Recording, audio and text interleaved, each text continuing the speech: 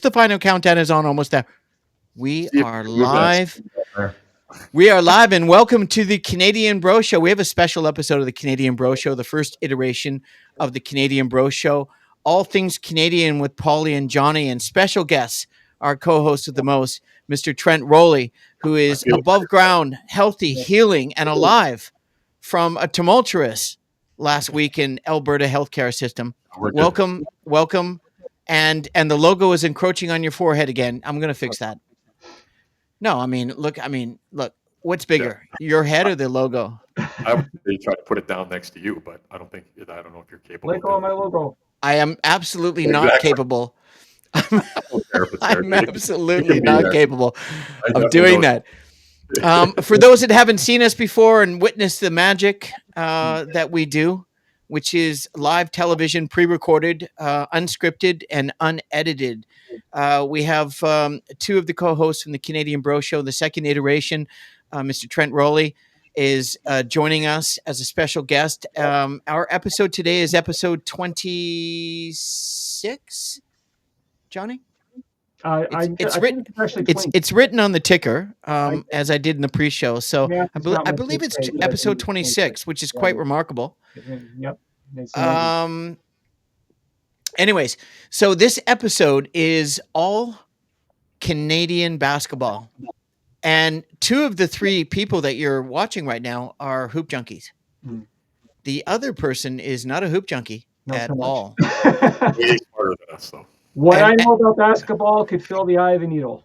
Well, I give you 40 minutes of unrelenting basketball knowledge, and we'll be good. So Johnny is the leader of this, and would like to understand why we love basketball as much as we do. Johnny, do you have any questions for us? Let's get this party started. Let's start with James Naismith, who is the creator of basketball. How much do you guys know about him? And can you talk a little bit about what were the motivations for him to create the sport?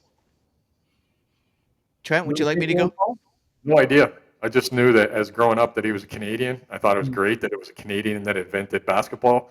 Lots of people don't realize that the three of the four major sports in North America were all started in Canada. There you go. Go Canada. Basketball, hockey, and football. The CFL is older than the NFL. Wow, it's just I did not know that. Population-wise, of course they're going to take over, right? It's just that's law of numbers. But just the fact that he was Canadian, I believe he's from Ontario, invented it in Kansas. If anybody knows anything about college basketball, Kansas likes to pride themselves as like one of those blue kind of schools, like blue-collar schools that, kind of started this whole thing. That's how they. So he ended up essentially, and that's correct, Trent. And to answer that further is it was actually invented by a Canadian, Dr. James Naismith, and he was Kansas' first head coach and their only losing coach in the history of Kansas. And only because he just started the sport. But he actually, in fact, invented the sport in 1891 while he was teaching at the YMCA in Springfield, Massachusetts. That's where it all started. And basketball is now one of the fastest growing, if not the most fastest growing team sports in the world. And he invented the 13 original rules. And that basketball that you posted earlier, Johnny, was actually the very first basketball they used. And what they did is they went to him and said, "Listen, it's Maine, it's Massachusetts, east coast of United States in the wintertime. We can't play on the fields outside. We can't go swimming in the outdoor pool." And what's that? Is that the time that we have? It's the very first basketball. Oh yeah, exactly. Yeah, and it was a master, and so he created the 13 rules, and then put a peach basket up and nailed it into the middle part of the gym inside because they wanted an inside winter sport. Right. And they first started practicing shooting, and he had these 13 rules. And the problem is that you had to reach down from the top because there was a running track above the gym. And you had to hold on to the person to grab the ball from the peach basket. So they cut the peach basket open so that the ball would go through. And that's sort of how it started. Now, he ended up, after the sport exploded globally, the first Italian club team was founded 4 years after he invented the sport. And it's Montepaschi Siena they play in the A1 in FIBA Italian, the top leagues in Italy. And of course, basketball is, we talk about it all the time on the show. And I've got some cards right on my wall right here that I've collected that are a celebration of its 100 years. And they colorize them. It's pretty cool. Wow. All right, Can you Johnny. guys talk about the very first time you played basketball? I imagine it was when you were children.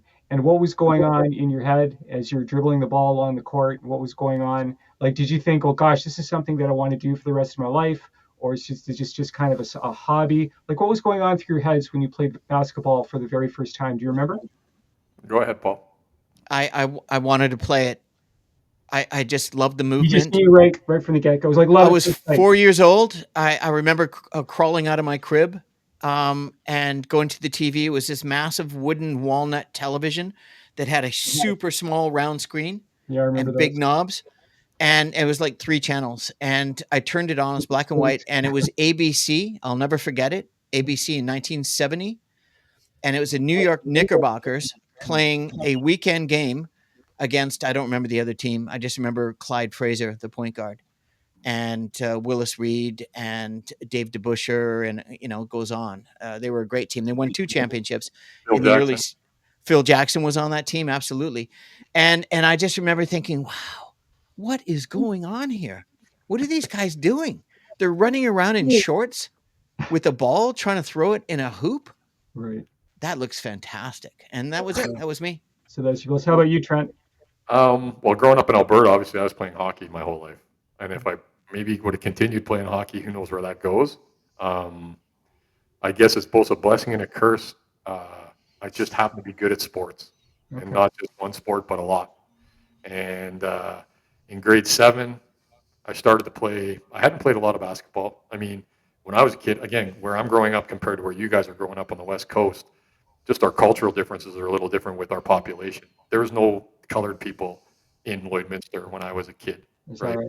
I come to living on the West Coast. We grew up in a very diverse, Yeah, and you can get. when I came from Alberta to live with Paul when I was 23, Oh, really? me going to Kits Beach to play basketball, I was a minority. Is that right? I, That's I right. loved it. I just relished in it, but I was a minority. It was a totally different world, even though we're just a province apart.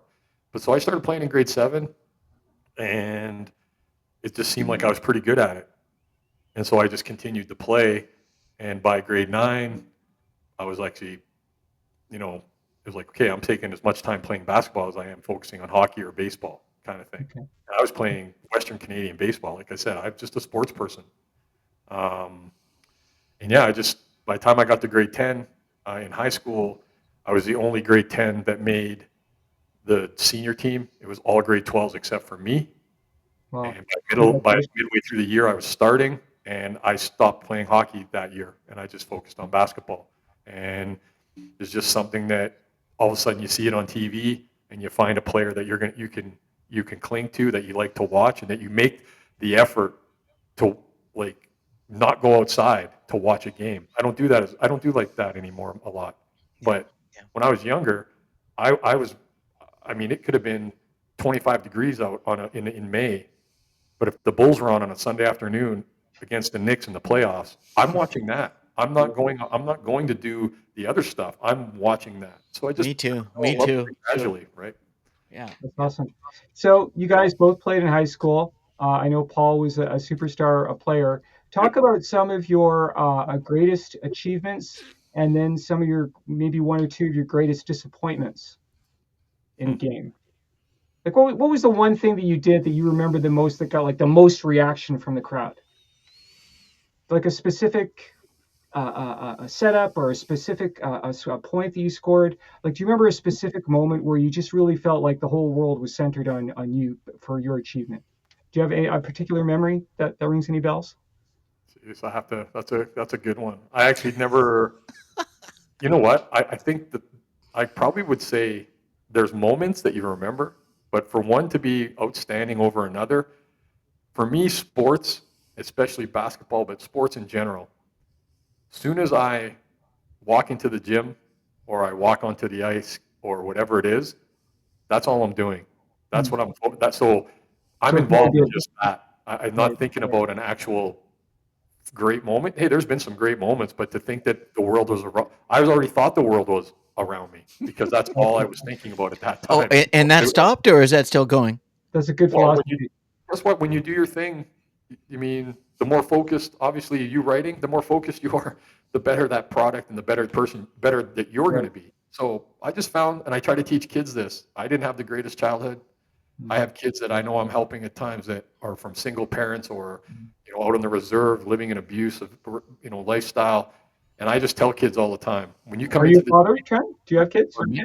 Do you have kids? I have a girl, yeah. Oh, She's fantastic. graduated and Does stuff. she play? Does she play basketball? Played, yeah. Yeah, she Okay. played. I coached her too, yeah. So, but I just tell kids when you walk in the gym, He this is my coached her in approach more to than it. one way, Okay. but This on the is basketball court. this is the only way that this is all you have to think about for the next 2 hours. You can Got it. forget about this crappy life or whatever else is going on. So that's kind of how I looked at sporting events. I Gotcha. mean, there's a few moments that stand out. I mean, to be honest with you, uh, I didn't go to college till 29. Wow. I would say that's probably my biggest regret is not taking it seriously, being in better shape than I could have been in, stuff like that, more focused. I think I probably could have played at a higher level than I did if I would have done that, if I really would have been focused on being in shape and all that. That would be my probably biggest regret, and that's in general for a lot of the sports and a lot of just life in general sometimes, right? Okay.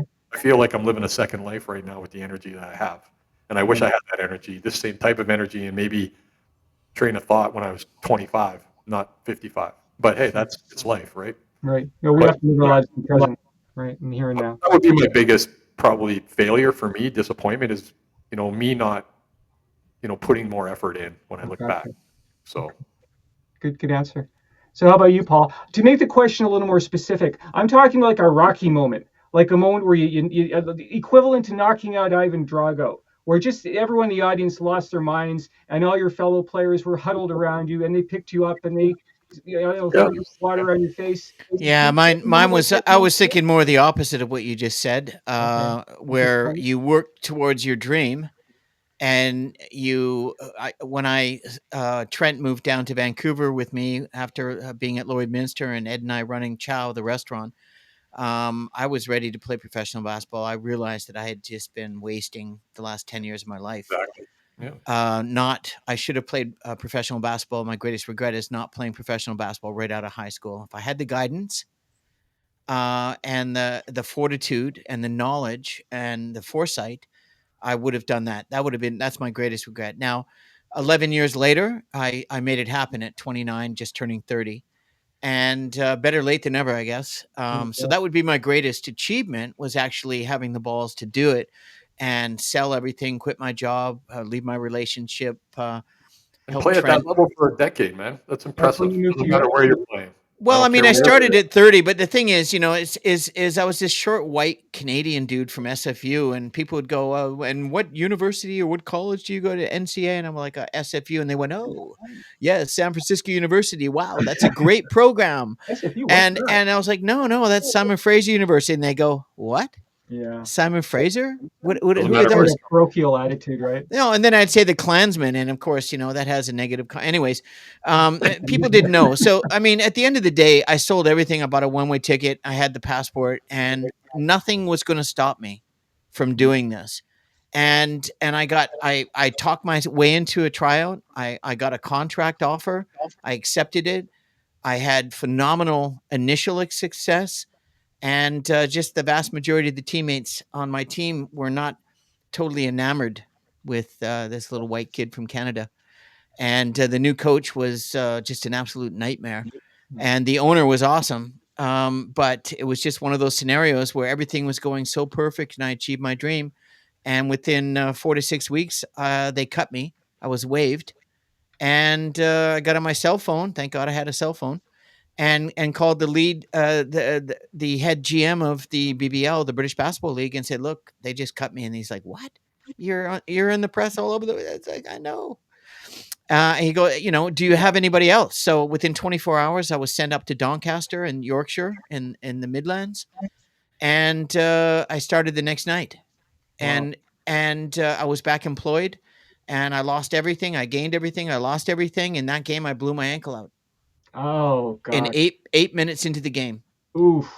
That hurts and hearing it. they still kept me because in that 8 minutes they liked what they saw, Exactly. and they gave me the opportunity, and that's really a synopsis. I think that comes into my mind fresh.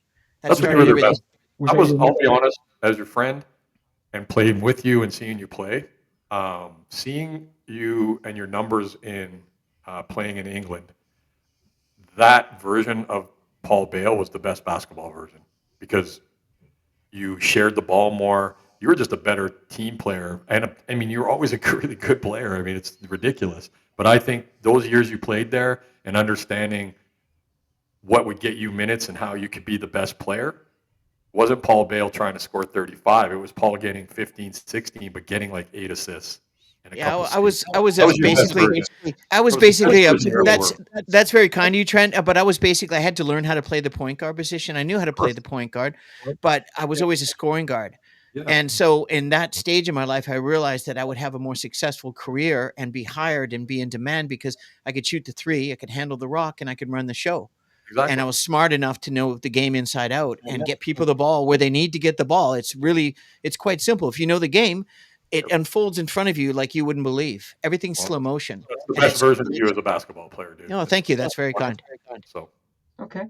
When the coach tells you like to do something specific, but your instinct is 180 degrees different from what your coach has told you, what do you go with? I mean, were you just obeying whatever your coach told you to do, or were you relying on your own instincts while you're on the court? in And what sense? was there ever a situation where your coach gave you crap for doing the opposite of what he told you to do, even though what you did got the point? Whereas if you'd done what the coach told you to do, you wouldn't have gotten the point. Well, Trent and I are both players, but we're also coaches. So Trent, a coach, Yeah. tell him what you'd say. Well, as a coach, I know there's times as a coach, instead of just being the player, is something happens in the game or a kid throws up a shot that's like the worst shot. Like you don't need that shot. And as a coach, you're going, no, no, no. And it goes in and you go, yes. So it's always easy to, as a coach, I mean, not all coaches are like this, but No, for no, no, yes. exactly. And you could say to It's the kid at the moment in a timeout and say, hey, I'm glad that went in, but if you look back here, that's not the play we needed, right? I'm glad it went in. You can still be a positive about it and still bring it up but as a player, I think I don't really recall being told necessarily what to do. Obviously, you get in trouble for what you did that they don't like sometimes, but being told what to do, I mean, we're obviously running an offense, so you have your spot already there. It doesn't change a lot most times. Based on position. And what some people don't understand about team sports in general, but especially basketball, it is a team sport. It's a team that wins. But within that realm of the game, the thing that's going to win that game is a certain number of individual battles. right. That's still what it takes to win, not just your team. For the So, entire game, not just periods so of the game, there's an the individual battle entire that's game. always going to be happening. And if you have a player that can dominate an individual battle, you're probably winning that game, right? It's still a team that takes it to win it because, like Paul said, you got to get the ball in the right spot. But there's times where you make a pass but being told what to do, it doesn't really happen, I think, as much in basketball because we are running an offense and a defense and such, right? I would say the only time now that I've talked about it in my head, it would be defensively probably more so than anything. So if your Yeah. coach said, "Hey, I need you to get when the ball's over there, I need you to get across the other side of the key," and then when you're standing in the key, they're going, "What are you doing?" That kind of thing. I would say probably more so that than anything else. I mean, my coach was always on me because I was an asshole. I'm not gonna lie. I was super competitive. Family friendly. I didn't expect anybody to do what He's I just was, being honest. Yeah. right? No, I wasn't. It's I it's didn't part of the therapy, Johnny. there you I go. don't expect anybody to do what I'm not willing to do. So if I'm Right. out there busting my hump and you're not, you're going to hear it from me, right? Right. So I think that's more so than anything than being told what to do overall. Yeah. Okay. That makes sense. How about you, Paul? Or You were you an know, instinctive player, or did you just kind of do what your coach told you to do? Was I there did. any- I did it all. I did what the coaches told me. I did what the coaches didn't tell me. If the coaches didn't tell me, I'd do what was right Right. or what I thought was right. And I've had a lot of crap coaches in my life. My very first coach in St. Augustine's, me and Mike Sweeney were the best athletes in the school. We dominated every sport. And this guy was a grade 7 student, and we were in grade 5. We were both really tiny at that point, right? Um, and he benched us because he didn't think we could contribute because we were so small and still young. And we sat on the bench the whole year and we watched it. And I swore to God, that'll never happen to me ever again. And I worked my ass off. I went to Kids Beach every day and I trained, I dribbled, I practiced the fundamentals. I didn't shoot threes. There's no 3-point line. The 3-point line didn't come until I graduated from high school, like 1986, 3 years after I left high school, 1985, 86, a 3-point line came.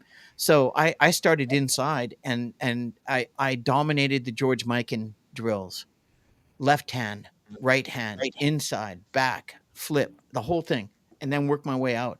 And I, you know what, coaches absolutely can help you, but they can't help you if you're sitting on the bench at their demise and they can't stand you. So you have these personalities out there where they just don't click with you and they think that you're just not the player that you know you are.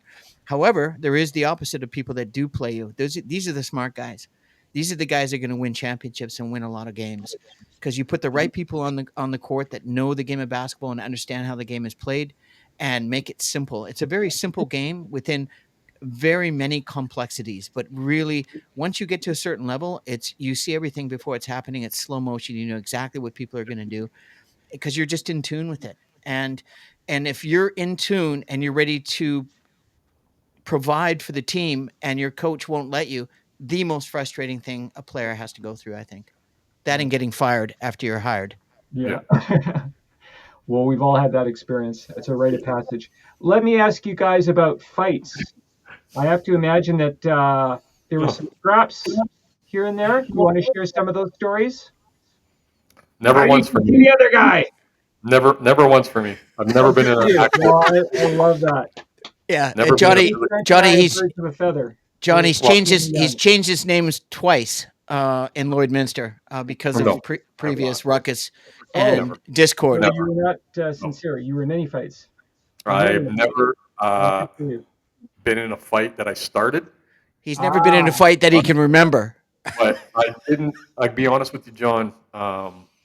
My father says as a skill is I'm able to. I mean, the fact that I'm 6'2.5", and even by 18, 19, I was like 185 to 200 pounds in really good shape. So I was a big guy. Back then, you're big at 6'2". Now everybody's 6'5". But I was able to talk my way out of a lot of fights and that kind of thing because I just find fighting it's a waste of time. It's a waste of your energy, and nothing good's going to come out of you fighting somebody physically. So basketball is a very physical game, more physical than anybody realizes, but at the same time, it's not.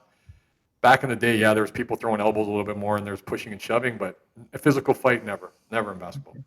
Paul, on the other hand, Paul took a pretty good sucker punch one time in Lloydminster. Oh yeah, they fractured my jaw in two places. That was the game that Trent was walking out, and I wasn't there. I probably would have been in a physical fight that night, but I was not there. Well, we played them twice in the finals of the Senior Men's Alberta League, and Trent was the best team. We were on the same team at the beginning of the season, but we were so dominant that they took me off and gave me to some shite team. Mine was not much better. No, you guys had all the talent. You won the league the year before, but whatever. And so we're in the semis, and we play against Trent's team, and only 3 of my other teammates show up. It's me and 3 guys. 4 of us show up for a playoff game, and legally it's allowed. And I'm like, are you serious? This is ridiculous, man. And against the best team. So I thought we're just going to get run out. So I told the guys, I said, look, this is what we're going to do. We're going to play a diamond zone. It's like a 1-2-1 diamond zone. You put pressure on the ball up top. You get a little wing action. And if the ball goes strong side, the back guy follows strong side, but watch the skip. And then we try to double team on guys that can't handle the ball, and to get the ball out, get steals, and try to transition them because they're not going to get back in D. And at the same time, it said, let me run the offense, set picks for me high in the 3-point line on both sides, and the last guy run the baseline. And that's what we did. And I'm understanding all of this. Well, essentially, we end up winning. And I had 100. Told this big story to get, but he always ends up at the fight. It's the Trump weave right here. Yeah, well, I scored 107 points, and one of the kids that was well, it was only 4 players. I had to. The guys were awesome. They're sitting good. John, every year that number gets about 3 points higher It's over it's the last 107. decade. It was Yeah. listed. It was written there. If I had a camera, I would have taken. Unfortunately, I was dropped by one of the fathers. He came off the court because we went for a loose ball with this kid that was trying to D me up. And talked a little trash. And he talked a lot of trash. I talked a lot of trash. Talked a lot of And, trash. Parents are just horrible. and I had like 17, 18 threes, and I had 4-point plays, and one of the kids I kicked out on him, and he got upset. And then we went for a dove for a loose ball, and I ended up maybe giving him an elbow inadvertently in his head. And his father was this big lumberjack Albertan guy with mitts the size. You know the comic book The Thing. No, never heard of The Thing. Yes. Yeah, you remember his fist in the Thing? Yeah. Oh, the guy I was on the foul line, and he said something heated to me, and I was ready to take foul shots, and I just looked at him and told him to basically F off. And then turn around. And turn my head, and he dropped me with Oh, those mitts. punch. I was out. I was out. He fractured my jaw. Were the police involved? They could have been, but I didn't file a report, strangely enough, at the ERCMP. It wasn't the police, it was the ERCMP. But terrible moment. But you know what? It's the price you pay for having your record scoring game, and we won. So, did you, Paul, get into any fights at Kits when you were playing? All the time. Really? All the time. Yeah. Anybody I might remember? Yeah, I just don't want to say it on the show. Okay, we can make up a name. On the galactic interweb, Paul. Come on, say it. You never initiated a fight, right? You no. just responded. Yeah, no. Oh, that's not true. No, in St. Augustine's, my grandfather, I told my grandfather, I was like, when he was golfing, and I said, Gramps, this guy's trying to he wants to intimidate me, and he wants to fight me in front of everyone and beat me up. And my grandfather said, oh, I know what to do in those situations. Okay, what would you do, Cornelius? Don't call me Cornelius. Call me Grandpa. Okay, yes, sir. and he says, get close. And I said, don't tell me you want me to headbutt him. And he goes, let me finish, please. I'm like, sorry, sir. Yes. He said, look at his nose and between his eyebrows and hit him as fast as you can. One shot. No mercy. Yep. And I had 3 fights like that against 4 of my best friends, and I ended up fighting them all. And I won 3 of them with one punch knockouts. I broke. Hit somebody in the nose and their eyes water. One punch. Well, I broke this kid's nose so bad it was like when you turn on a tap, the blood was. It was so disgusting. I helped him back to the nurse's station. Yikes! Covered in blood. It was terrible, man. It was just awful. Oh, anyways, yeah. I listen. I had to defend myself. I was small and skinny, and happy, and the gals like me. And there's a lot of jealousy in high school, and you just got to stand up for yourself. Right. Johnny, you were picked on all the time, bro. Yeah, let's not go there. No. In junior high, I was picked on quite a bit as well. I Really? was I was a tall, skinny kid, and I didn't want to fight anybody, and I was new when I moved there in grade 7, so people are threatened right away because all of a sudden you're a good athlete. You're playing hockey with some of them and stuff like that. And is this when you guys moved to Lloyd? When I moved to Lloyd to my dad. Yeah. Okay. So when you're new, you get picked on, and basically what Paul said, my dad. Human nature to some degree. My dad growing up in the 60s. Good question, Johnny. Good question. What do we got next? We only got about 20 minutes, or maybe less. I really only have a couple more. Let's talk about some of your favorite. This is a 2-point question. No pun intended. What are your favorite basketball movies? And when you're watching a movie, not necessarily a basketball movie, but has basketball in it, what sets off your BS detector? It's like when I watch a movie and I see a security guard, and almost 99% of the time he's portrayed as a complete buffoon. I think it's hilarious, but that kind of thing. Well, when you watch a movie and you see somebody playing basketball, there's a scene that's basketball related. What sets off your BS detector? Trent, I'll let you go with that one. I'll let you go, man. I'll probably bring something up that you would follow up on. When it comes to the BS meter, the BS is watching Robbie Benson play basketball in the movie Coach. One-on-one. To me, as a guy that comes out and he looks the part, he sounds the part, he talks the part, and has all the attitude. He gets on the court and he's the worst basketball player I've ever seen. The guy fucking blows out his ankle. He dribbles a ball off his knee. He goes into the stanchion. There's no padding and knocks himself out. These guys are just a clown show. There was one of my oldest friends, and this is not the clown show, but His name was Robin T. I love you, Robin. I don't know if you ever watched the show, but if you do, this is a positive thing. When I first met him, handsome, charismatic, just moved to Vancouver, was a brother, athlete, good body, but could not play a lick of basketball. Zero fundamentals. Couldn't dribble, didn't know what a reverse pivot was, could Me not too. shoot. He would shoot, and the ball wouldn't even hit the rim or the I think backboard. you disparage them I, enough. used to, I remember I used to throw the ball. I remember Andy Toth. Remember Andy Toth? He actually taught Yes, me yeah, yeah. taught me to do this because I would throw a ball like a girl, like at this. Well, Two not handed, yeah. yeah. Like netball, Johnny. Wrong sport. What about your favorite basketball themed movies?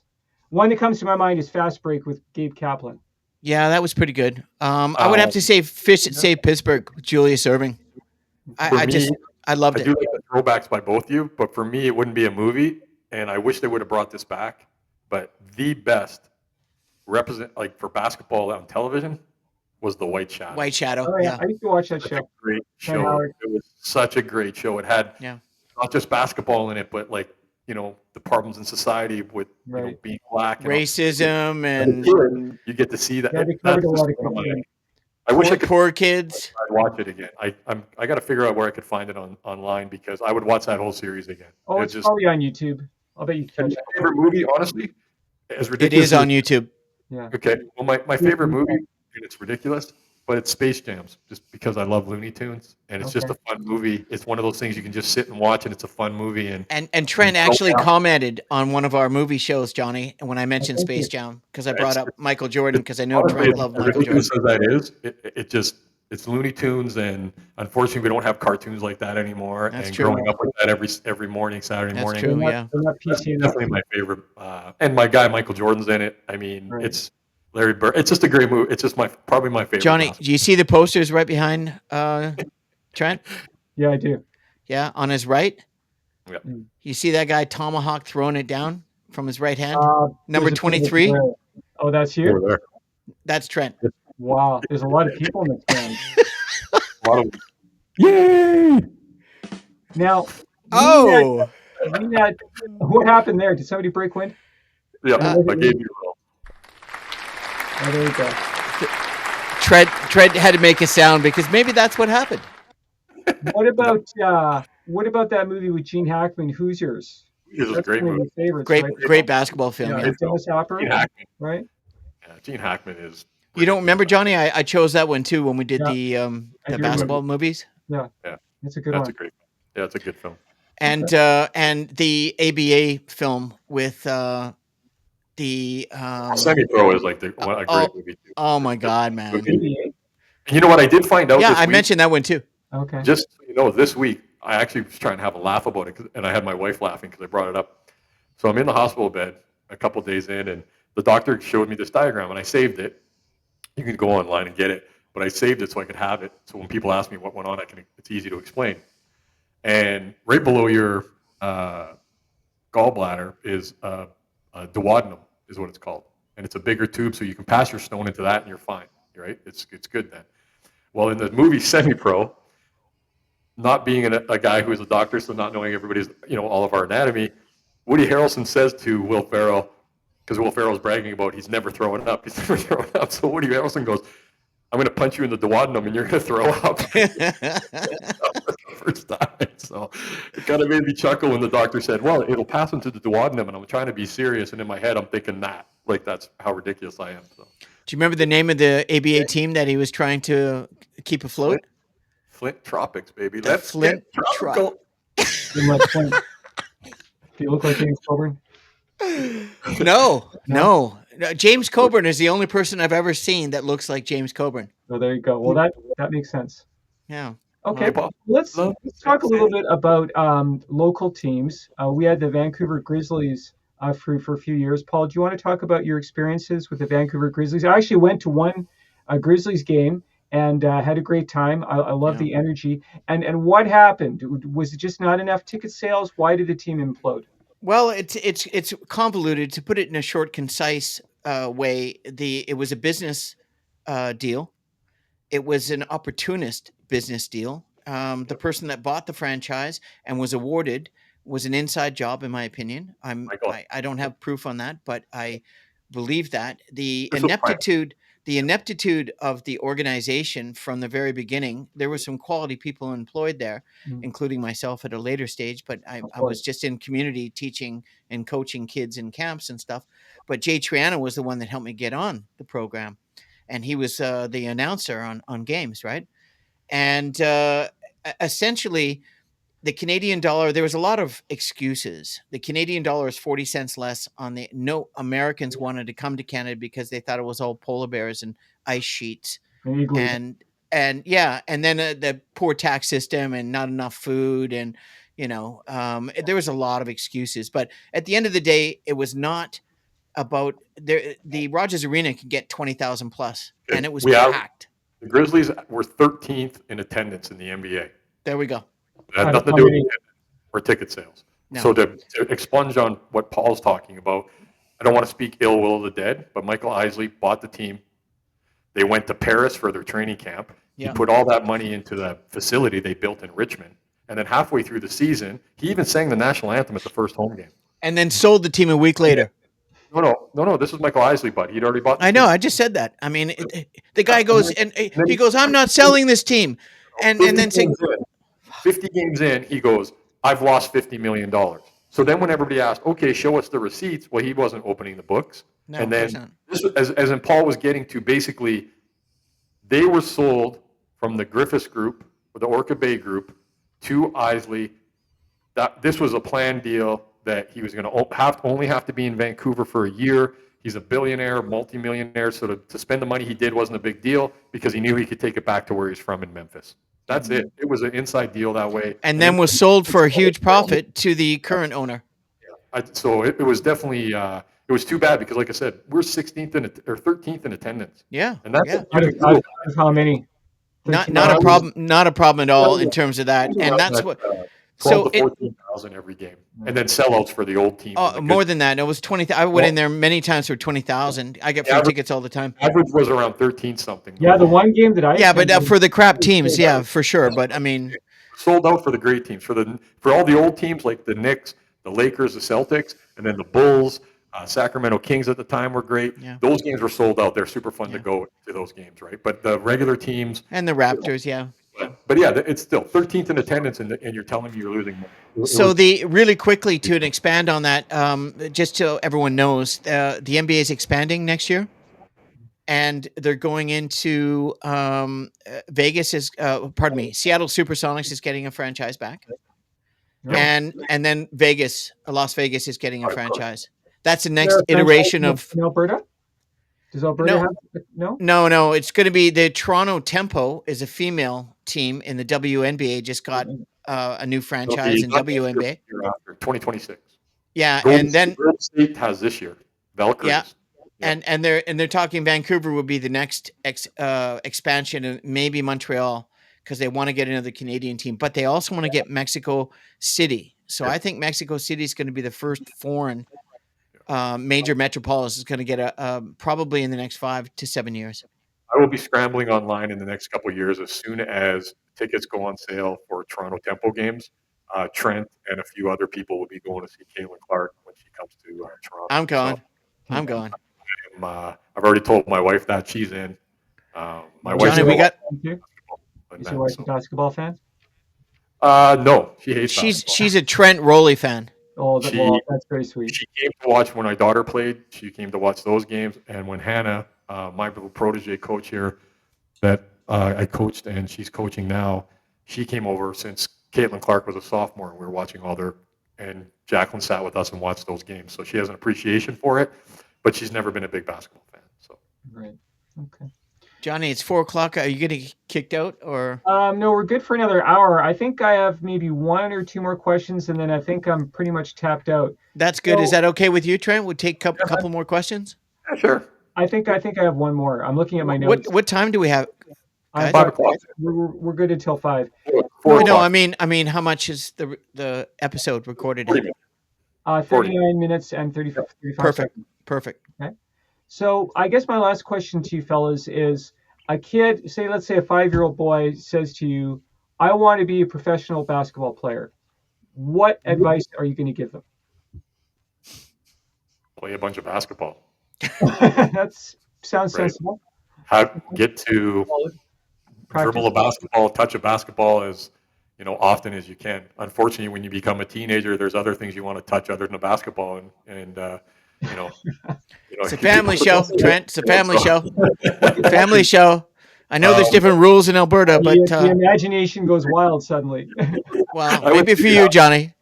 I have to say that I mean, it's like anything. I think there's a sports academy in Calgary, Alberta, that does all sports, and the guy that runs the place said, like, if you want your child to be a professional athlete, they need to, from 8 years old on, they need to be playing that sport or doing something involving that sport 3 hours a day for at least 5 days a week.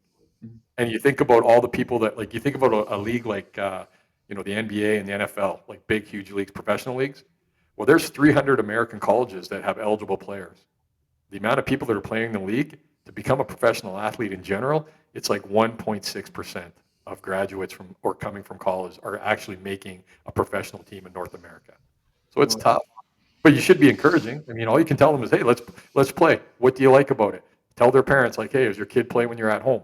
Yeah. Well, then work on this with them, right? There's just a lot of it's a it's a pretty open idea, right, to anything.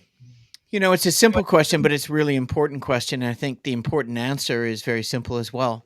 And that is learn the fundamentals, master the fundamentals of the sport, understand the psyche of the sport, and get into the psychology of the sport, the sociology, everything. Get into, if you're passionate about something, give it your all and Right. never stop giving it until you can't. And if you do, you can be like what I've done. And I didn't make the NBA, but I played at the highest But level. you went for it. You tried out, right? The NBA, Yeah, I did you did. Yeah, I know twice, you're telling me. Yeah. twice. At least you went for it. Well, I mean, I knew I wouldn't get it, but that's okay. The whole idea was to, because of my British passport, was to get over in Europe, and thank God I did that. Now you can go on YouTube, and there's games against Partizan Belgrade. Trent, I've got to get you to watch this game where it's such a pivotal moment. We beat them in Wembley on Sky Sports, one of the top former Yugoslavian powerhouse teams with one of the best coaches in the world, and Nick Nurse was doing the game, the color on the game. And it's to be able to go back 20, 25, 26 years and see yourself at that moment is incredible. And then, so the question is, anybody can do it if you believe in it and you have a little bit of luck and you don't give up. And I Yeah. was one of those people. Yep. And to this day, yesterday I refereed 4 games, a girls grade 8, boys grade 8, and my knees were sore, but it was just another example of uh, the continuing cycle of something that you love. As a hoop junkie, speaking for Trent as well, we're both hoop junkies.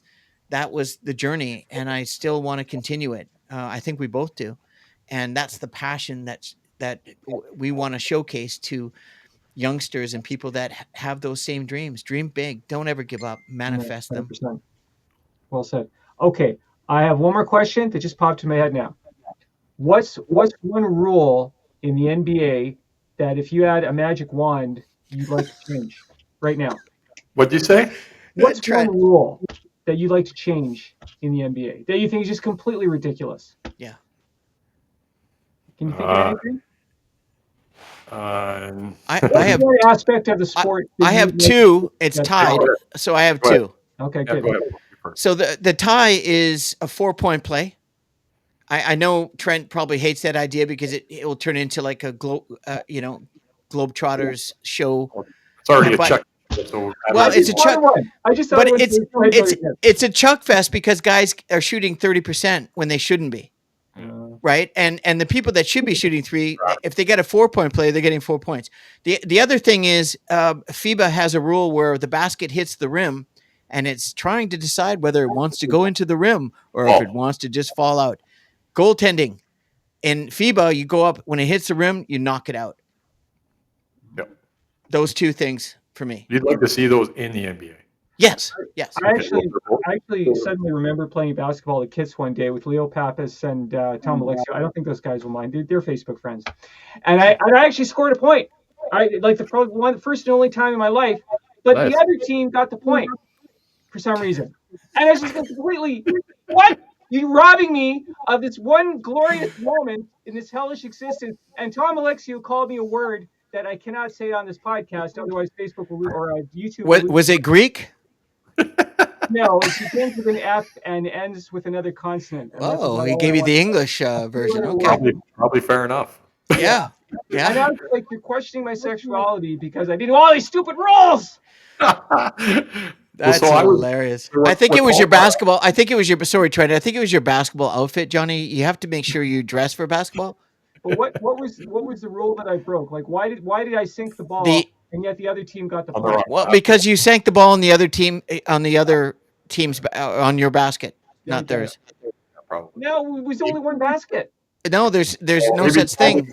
don't We were know only if you're playing playing two half. games on If both If you're you're sides. playing half court, yeah, it's probably a high We were school game. playing Okay. 78. the ball didn't get checked out, and you Yeah. probably scored while it's still there and not checked out. That's why. I just remember Leo Pappas losing his mind. He was like, oh, "It's our point. He scored for our Yeah. team." I'm like, Leo was like all the Greeks were very competitive. he was Okay, nice so guy, but yeah, I remember he body slammed you one time at gym. I'm still recovering from that. Yeah. I It's really mean, it was nothing. I bounced off the hardwood, got up, and I was like, "Let's go, mother." It's a miracle I didn't cry. He threw the whole weight of his muscular body up Yeah. against a flabby kid, Yeah. and I was very sore the next day. Yeah. Well, I took care of him. Lee and I worked that out at a later time. so I will That was really great. I've learned a little bit about. I just I want understood to add you to what were talking Paul. Oh, about. Trent wants to ask a I want question. to add to what you asked. What the question was about the rule thing. Yeah. Well, the two that Paul brought up, I'll just be very blunt, are stupid. They shouldn't be in our game. Okay. Because first of all, the worst thing about the NBA right now is that people give up a layup to pass out to a guy shooting 30% No, it's instead of just- taking points. It's not even real basketball anymore. No. Now. Everybody thinks they're a 3-point shooter. It is like we had a game here. We've had 2 games this year in the NBA where the teams combine to miss 70 plus 3-point shots. That is atrocious and outrageous. Never happened up until recently. But it's the game, the Steph Curry effect on basketball. I mean, I love Steph Curry. He's crazy. When you're going to go down as one of the all-time great players. No, he's the greatest shooter of all mankind Sure. in NBA in basketball history. The greatest shooter. Unfortunately, though, everybody thinks they're Steph Curry. Yeah, Kind of thing. and they're that's not. the generation we have coming. There's only one Steph Curry. And it's that part of basketball right now just drives me nuts. And the actual physicality and the defense being played.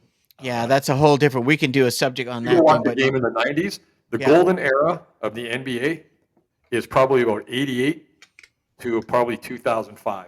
I'd And say then the early '80s, man. There was Sure, but there wasn't as many good teams, Paul. There was more. The teams got like the league got stronger. Like there's teams like making the playoffs with. there 30 in the early '80s. There were 16 teams in the I know, early but '80s. There's teams making the playoffs with 35 games. No, but who Well, cares about the playoffs? I want to see a team score 168 points against 156. but I want competitive. That's what I'm saying. It was competitive. There was guys because the 3-point line came in. Guys were jacking from the ABA. They brought ABA guys over. There were 3 teams in the early 80s. It wouldn't have just been the Lakers and Celtics in the finals. No, it'd be Denver and San Antonio. So those types of just the way the game's played, not necessarily even the rules, Johnny. It just Johnny, it's soft. It's soft as fuck. I think the players have too much control now. They're being paid way too much. It's a players' league, man. How much money does a professional basketball player make? Is it in the millions? Okay, there's a player. There's a player, 20 Trent. We're not going to mention, or you could mention, because it's Trent's favorite player because he never plays. He plays 50 games a year, and he makes $50 million this year. Is that all? And he took a week off. He took a week off because he had a migraine, and then the team fined him, and they fined him $2.4 million for 7 games, and they're going to trade his ass. Put it in perspective. Michael Jordan was making $3.5 million a season. There's guys in the league making a bit more than him, but he didn't really care because he was more about winning, and he was making $30 million in endorsements outside because he's the first ever basketball player, singular wise, to get that type, have your own apparel, the commercials. To be a billionaire. Like Will Chamberlain said, everybody in the league that's playing today should thank Michael. They should be giving Michael Jordan 10% of their pay because the reason they're making what they're making, Oh, And that was because of Michael Jordan, not Yeah. anybody else. Yeah. It's No, it's like the true. Caitlin Clark effect in the WNBA. All these Yeah. women, Yeah. they're going to be making more money because they're going to get out of their CBA for next year because they see the golden goose is here. Like, we need to It's make more. already arrived, but it's only Yeah. arrived for the top 10%. Yeah. So, yeah, it's way too much money. These guys are to care about being in shape. You sign a contract after your rookie contract, and it's a 30. You're generationally wealthy for your But you're family. expected to perform, aren't you? Isn't there some stipulations that you're expected to do what Well, they? they're represented by a union that represents the players. So it's a give and take. This guy that we're talking about, Trent brought up, Jimmy Butler, is $50 million, and they don't want to give him an extension because he plays in 5 years. He's played 319 games, Yeah. Is that a right? lot, or is that not a lot? That's like 50 games out of Well, 82. Or not we even. have we have a problem in the NBA, John, when it comes to the pay, but we have a problem now because these guys make so much money. They control the league basically. It's not management. They're doing what they want. They want to be Yeah. traded, trade me. I'm not playing. Yeah. All that kind of stuff. And they sit out games as load management, not to play back to back. And that's why they fined him so they can get $2.4 million back. Meanwhile, they fly private jets now, not like charters in the 80s and early 90s, when the golden age. And these guys are taking games off just for load management. Well, guess what? Charles Barkley said it best. He goes, "You guys, we're not, you're basketball players. We're asking you to play basketball 3 to 4 times a week. You're not a steel mill worker or somebody like that has to go to work every day." And he calls it out. And these people think that he's being negative about it. He's just being honest. Yeah. That a lot of the NBA's viewership is down like over 30% this last year because a lot of people who love basketball are guys between 40 and 60 who grew up with that golden age, and they don't like what they're seeing. So I got friends that Turned off by the prima donnas.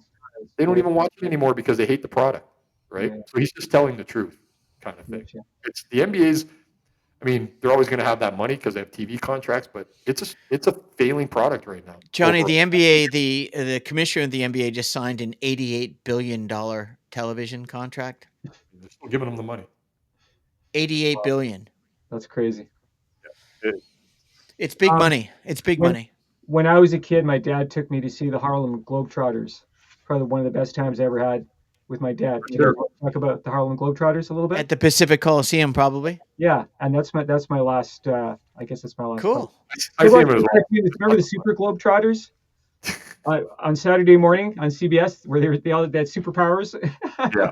Yep. Yeah, no, I was training doing a real sport at school. And who could forget the Harlem Globetrotters on Gilligan's Island? Oh Yep. my God, An man! all-time classic. Great pull, dude. That's a great pull. That's awesome. Wow. So I take you. So you guys are not fans, or you were? Mark Lemon, rest in peace. Guy was like one of the best entertainers to do it for the Globetrotters. Curly Neal? Honestly, that's the golden age of the Globetrotters. I mean, they're great. Oh yeah. Oh yeah. Back then, it was a show. It wasn't dunking and everything. It was a show, right? I mean, they were dazzling. They were highly skilled. Highly skilled. Highly skilled. / basketball. And by the way, Wilt Chamberlain played for the Harlem Globetrotters for 1 year. I didn't know that. Yeah. Yep. Guys, I think I'm done. That was very edifying and entertaining. I'm still not a fan, but you made it very interesting for sure. I love it. Look, it's not in my DNA. I'm sorry. I like. Oh, stop it! Don't be sorry. You be you, man. Don't be Yeah, sorry. that's why you're here. Right? Yeah, man. I love it. We want you to be you. Trent, Yeah, man. Trent, you recently went through pre-major surgery. How are you feeling? I mean, you seem to be 100%. I would say I feel 100%, but I know I'm not. But I definitely, like I said to Paul, we taped earlier for the Hoop Junkie part, and if I'm active for a few hours, I feel like I'm a bit tired. Like you can feel it still. I'm only a little week and a bit out of actually surgery, and I do feel great. And there's no question about that for sure. I mean, it is, as I always say to Paul, it is what it is, and just. I don't know, just moving on, man. Trying to do what I'm supposed to do for what the doctor asked, and no matter how well we take care of ourselves, our bodies are incredibly fragile. put it this way: so basically when you get a gallbladder out, it's pretty a minor thing usually because they just do laparoscopy like day surgery, right? Your gallbladder is only 10 centimeters big, so it's tiny and it's squishy. So when they can go in on, they don't really have to do any incisions. They use, a hole. They're able to usually just suck it out. The problem for me and the complications that happened were not only did I still have a bunch of stones in my gallbladder was hard as a puck. So they had to do a little bit more. So my 45-minute surgery turned into 2.5 hours of surgery. And I did really have and it's the older you get, but I did have a real struggle coming out of it. At first, when they first wanted to wake me up, I did have a struggle. I felt ill. I was getting fentanyl, like 2 milligrams of fentanyl to help. It was difficult, but by the time I woke up again, I kind of was a lot more lucid and didn't feel so bad other than just being a little sore from surgery. So, And Johnny, he's not telling you what happened. John Hurt all of a sudden came into the operating room and said, Trent, it's going to happen in 4 seconds. And the alien busted out of his chest cavity. No, that's a And John Hurt caught it in the air and killed it right away and said, bastard, I finally got you. It's incredible. sure. It's incredible. However we want to make it work. But no, I feel great. No, it's very dramatic, but I mean, it's incredible. Yeah, no, I appreciate asking. So good. We're glad that you're still around. The world needs more too. Trent. Yeah, well, hopefully it does. I'm not some people that won't agree with that, but I'm looking at my notes, and I think that I'm just running on fumes right now. I think I'm. Yeah, let's wrap it up, boys. That was awesome. Trent, do you have anything you want to say finally? No, I would say the same thing to John, what I told you, Paul. I know the podcast I do with Ben is very a local thing for our community, but if you want to get a gist of how I felt about the week I had with our healthcare system and some other things that are happening in our community, it was a pretty fired up show, and yeah, I'm going to watch it. One of our best ones, and I feel bad for all the healthcare workers because they're the shining light on the hill doing the work and doing a fabulous job. But they have a lot. It's on the ticker below right now, and visit Trent Rowley and Ben Poulin radio show on Spotify. 2 Guys, 1 Rant. This is episode 41. My wife had a tough day on the surgery day because stuff happened. She lost keys at a grocery store while I was in surgery, and someone had to come. She's in tears. So it just kind of tells that old story of, what went on and some of the bigger problems. That there's Trent, a lot what of episode is that? More problems than I have. It's what just episode? I know what number. 41. Okay. 41, I think, yeah. But all right, cool. There's a lot of people out there that need more help than me, and they're not getting it, and it's pretty sad. So. Well, that's a whole different episode, but gentlemen, it's been fantastic. Johnny, thanks for taking the lead on this and asking great questions, and Trent for joining us. Really appreciate the candor. Thank you very much.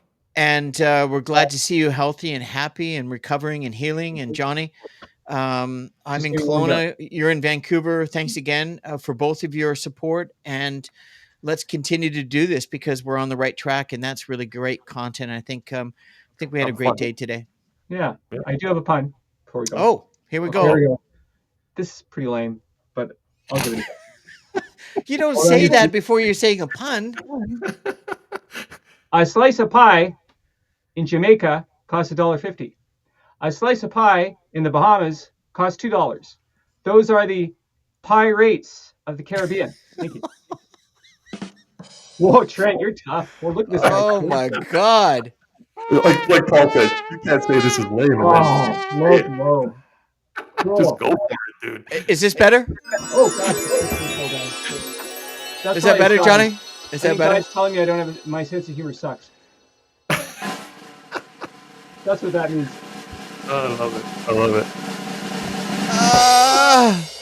Johnny, you're a writer. You got to give us better content. Off stage. Please, no more excuses. Pull out the platinum stuff, okay? Yeah. Please, for the love of God. I'm reading this book, Rag and Bone by James Benn. This is part of the Billy Boyle series. It's a combination of 2 of my favorite genres, the detective genre and World War II. So I just want to give a little shout out to James R. Benn, great writer. I'm a very avid reader. Are you a reader, Paul? Are you a reader, Trent? Do you like to read? I'll share my. I mean, I think something that's lacking in society today that people don't read anymore. Oh gosh, I want to live another 1,000 years to read books like Burgess Meredith in that Twilight Zone episode.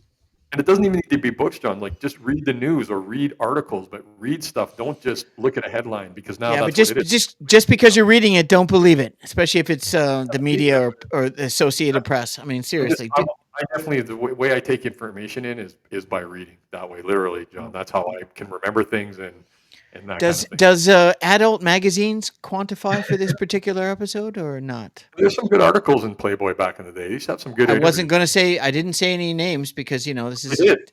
They actually did have some great interviews in Playboy at one time, right? Well, I haven't seen I've never read that publication, and I have no idea what you're talking about.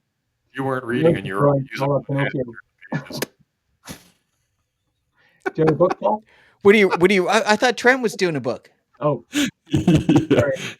No, so I'll make sure Paul shares my email with you, Johnny, so I can read some of the stuff. oh yeah, time permitting, I'd be happy to do that. Thank you for taking interest. This is another, when Robert Ludlum passed, this gentleman, Eric Van Lustenboude, wrote The Born Identity. It's hard to see with the lighting. And by the way, it looks like The Born Identity has got 2 more films coming because he couldn't turn down the money they offered him. The Born Redundancy. Is it? Yeah. Yeah. Is it Jeremy Renner still? No, God, no. They're going back to Matt Damon? Yeah. He said he would never do it. Well, they kind of lost me after he wasn't the character anymore, right? It's like anything. It's hard to. It'd be like doing the Mission Impossible movies that they've done, and after like the 3rd Mission Impossible, it's not Tom Cruise anymore. Well, I'm glad it's not Tom Cruise, to be honest. But for me, it was like Sean Connery. How are you going to replace that guy?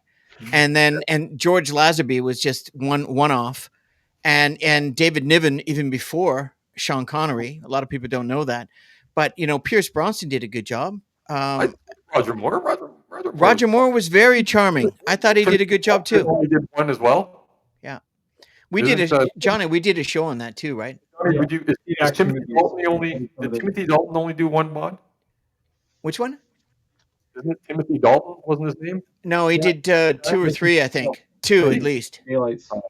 I thought he was a one-off as well. No, he was one more than Lazenby. Lazenby was one off, and David Niven, of course. The Sean Connery James Bond movies are like they're classic, man. Oh my God, really, really good. I actually have the box set of James Bond, and the Sean Connery ones are they're just spectacular movies. They're super cool. So Trent, you like movies. Would you like to be on, Johnny, when we do our movie review at some point in the future? Yeah.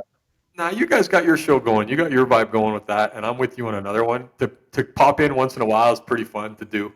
But that was just a birthday. It was a birthday surprise. I'm not here to steal anybody's thunder. I'm here to. Well, happy birthday, Paul.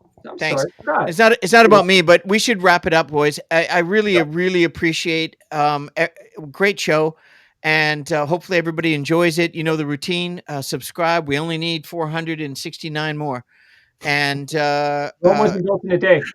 It's not that far off. We just need a viral video and people to actually subscribe and like and promote the channel as best they can, because then we'll actually have a budget to even provide better content at a better production level.